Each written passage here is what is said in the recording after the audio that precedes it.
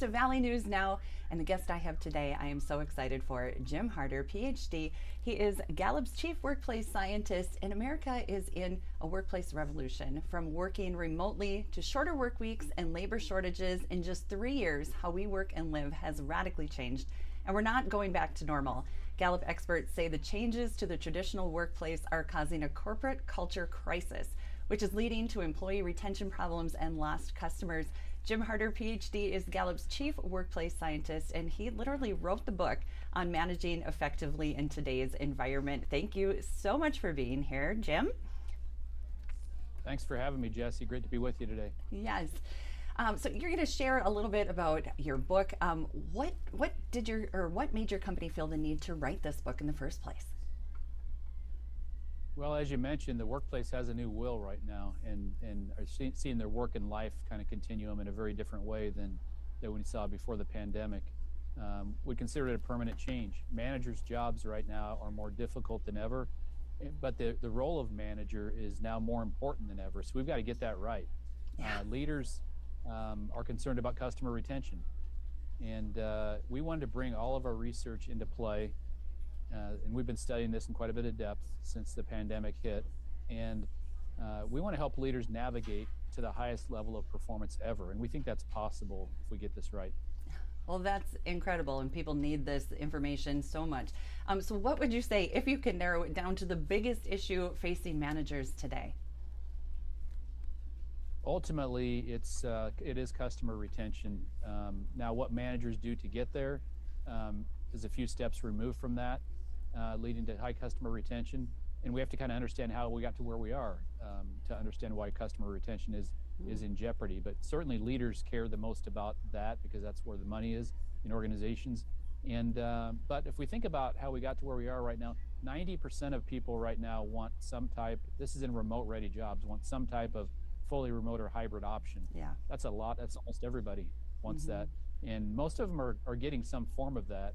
The reasons that they've cited as they reflect back on their experience, the commute. They don't want to commute every day. That seems realistic.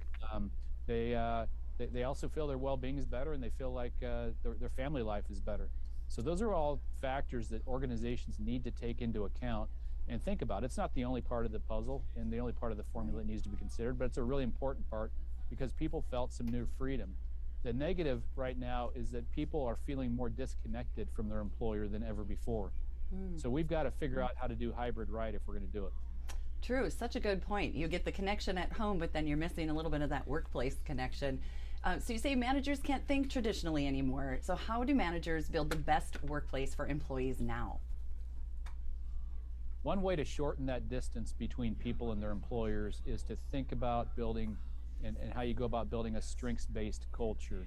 And what I mean by that is not to avoid critique, not to avoid correction and that sort of thing, but to lead with knowing the strengths of each person so we can quickly navigate each person to the highest level of performance possible, to develop them at the highest level of performance possible, to set their goals in the right way, and to have the right kind of accountability for each person individually. Managers are in the single best position inside organizations to get to know each person's individual situation and to make that work effectively, to both manage toward high customer value, to manage toward high collaboration, and to manage toward high individual performance.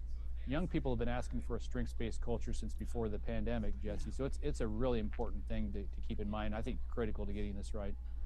That's amazing. It's a lot to get, a lot to consume, a lot for managers to think about, and I'm so excited about this book. So what are some of the biggest takeaways for managers from this book? One basic one, it might seem really basic, but hardly anyone's doing it, and that's plan in-person time. We know that people don't have to be together all the time, but we know some in-person time matters. Human nature didn't leave our brains when the pandemic hit. We still get a lot of value out of in-person time that we don't get any other way. Yeah. And to plan for that and to work with the team to figure out when that should be, it's a commitment to the team, not as much a commitment to leadership as it is to the team. And managers, if you take one thing away, managers should be upskilled to think about how they have one meaningful conversation once a week with each employee they manage. We get into the books a lot of details about, what goes in a meaningful conversation. what are some of the factors that lead to somebody perceiving that a conversation is meaningful. But that's how you shorten that distance I was talking about earlier that's being created right now in workplaces is the manager connection and staying in touch with the people they manage directly on a weekly basis. So important. Like you said, you really can't get around that need for human connection. So where can viewers and listeners go for more information?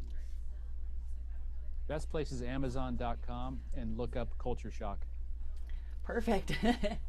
Thank you so much. It's Jim Harter. He's the PhD, the Chief Workplace Scientist for Gallup. And I just thank you so much for being here and sharing such important information for our managers, for our workplaces, and our employees today. Thank you very much, Jesse. Appreciate it.